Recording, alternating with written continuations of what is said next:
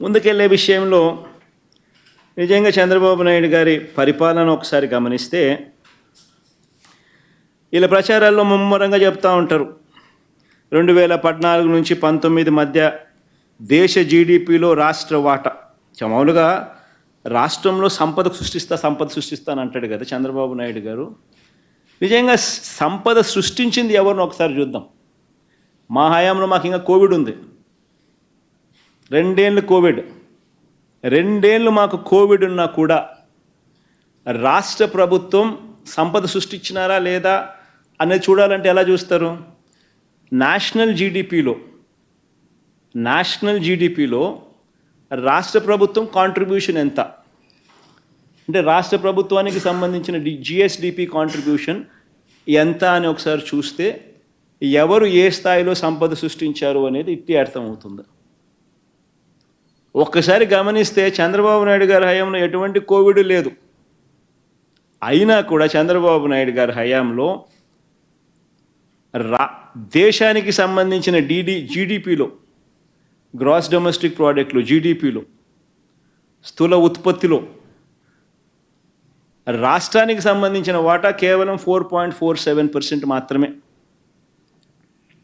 అదే మా హయాంలో కోవిడ్ ఉన్నా కూడా 2 సంవత్సరాలు రాష్ట్రానికి సంబంధించిన స్థూల ఉత్పత్తిలో అంటే జీడిపిలో రాష్ట్రం కాంట్రిబ్యూషన్ 4.83%. అంటే కోవిడ్ ఉన్నా కూడా చంద్రబాబు నాయుడు గారి కన్నా బెటర్ పర్ఫార్మెన్స్ ఎవరు చేసినారు అని చెప్పడానికి నిదర్శనం. ఇంకొక క్లిప్పింగ్ కూడా చూద్దాం. మామూలుగా మ్యానుఫ్యాక్చరింగ్ సెక్టర్ చూద్దాం. మామూలుగా ఉద్యోగాలు అంటాడు, పరిశ్రమలు అంటాడు.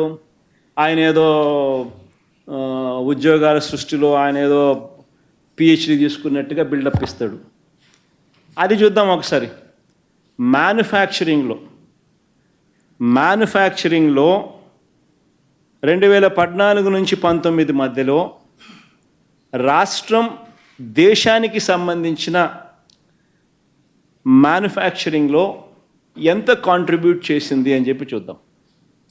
2014 నుంచి 19 మధ్య మ్యానుఫ్యాక్చరింగ్ అంటే దేశ వస్తు ఉత్పత్తిలో రాష్ట్రం వాటా దేశంలో ఎంత అని చూస్తే కేవలం 2.86% మాత్రమే.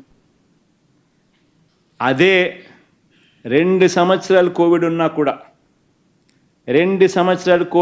కూడా అదే మా ప్రభుత్వ హయాంలో మ్యానుఫ్యాక్చరింగ్లో 2019 నుంచి 24 మధ్య దేశ వస్తు ఉత్పత్తిలో అంటే మ్యానుఫ్యాక్చరింగ్లో రాష్ట్రం వాటా 4.07%.